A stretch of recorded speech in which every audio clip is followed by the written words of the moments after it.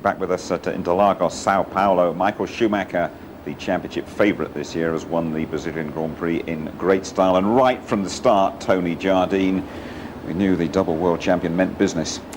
He's all fired up, isn't he? He had a long winter layoff. You know, he got into trouble with Luca di Montezemolo when he phoned him through. And his daughter said, Daddy's putting his football boots on. He wanted him in to make an early comeback. But look at this aggression right from the start. OK, he was on lighter fuel tanks. But Mika Häkkinen doing a great block there at the start and through the centre S's. And Mika on the heavier fuel load there. And David Coulthard holding into the third place. Jenson Button dropped down to about 12th place this off. But just watch here.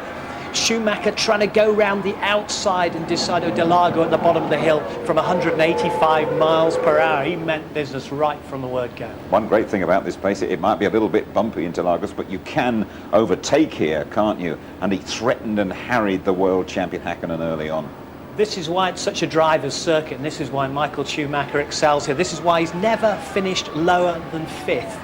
In 9 times that he's been here. He's now got 3 wins, and there's a washboard effect right here on top in the braking area, and you can see the dust being kicked off.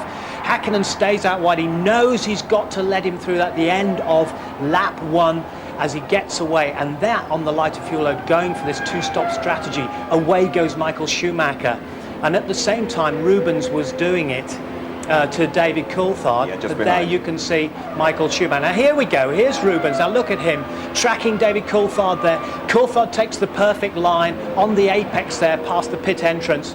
Rubens stayed foot to the metal there and got through nicely into turn 1, and at the time, the power listers here went absolutely berserk. They did. We were wondering about the reasons for that. I mean, he obviously had a lot less fuel on those Ferraris than they did in the McLarens.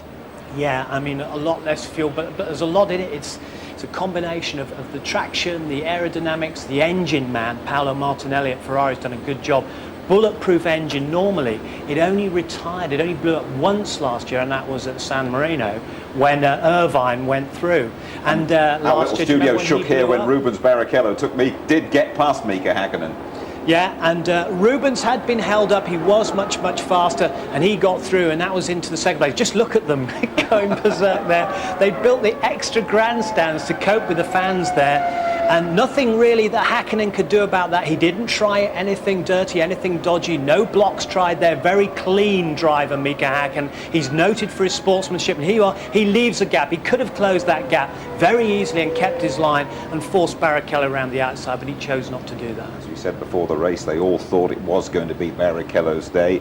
It didn't turn out to be, and very unusually, the Ferrari gave up on him. Yeah, this is the thing.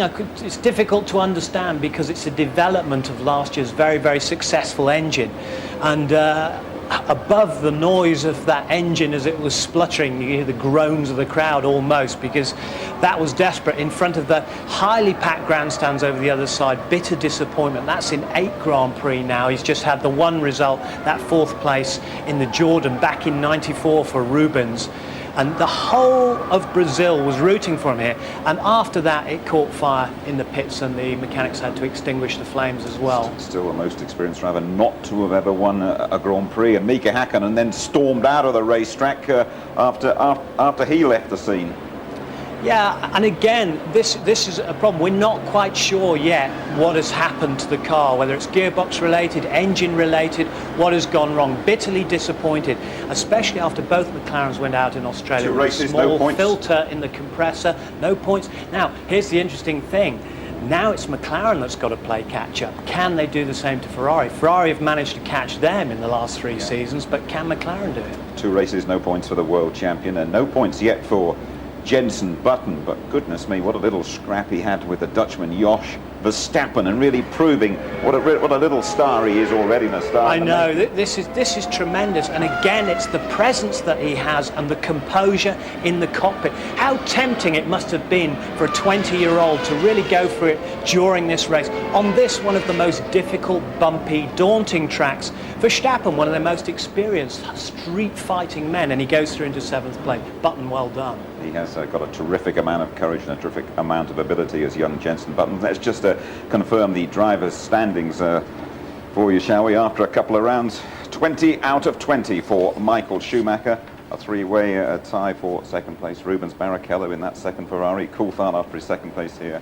and Giancarlo Fisichella on the return of Fabio Briatore to Benetton, getting those 6 points. Ralf Schumacher, so consistent last year, of course, 5 for Williams, and then 6th equal Jacques Villeneuve in the BAR, and Heinz Harald Frentzen in the Jordan. Heinz Harald Frentzen, who's going to become a dad for sure, by the way, on Tuesday. When you rejoin us, we're going to be talking to the top two, to Michael Schumacher and to David Coulthard. See you shortly.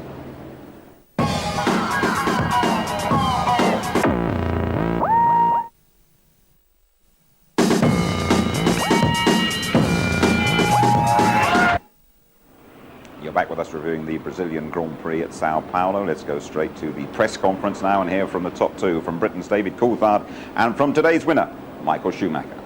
Michael, fantastic result, fantastic race, and a fantastic... The tour passed me on the straight because I was slow onto it. Third time he's finished second in Brazil. Much better day for Eddie Jordan. 2 drivers in the points. Let's hear what he's got to say about it. He's talking to Louise. Eddie, no points in Australia, but a double whammy here in Brazil.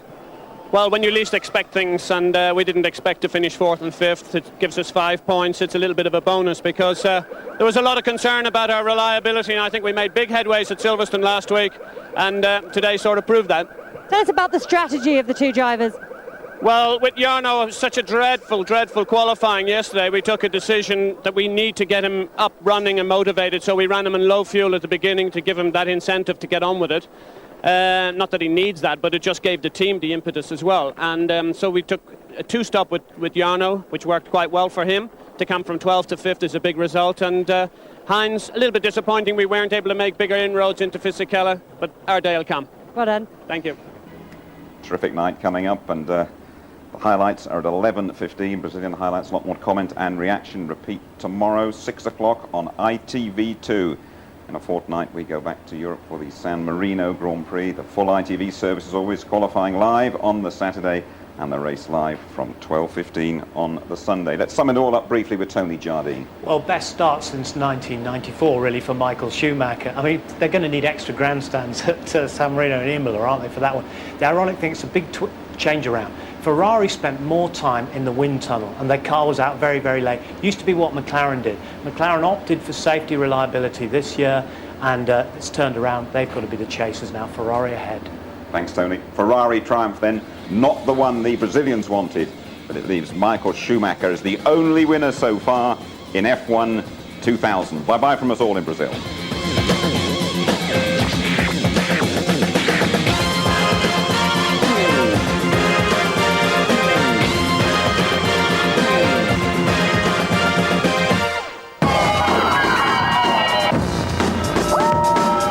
F1 on ITV in association with Texaco.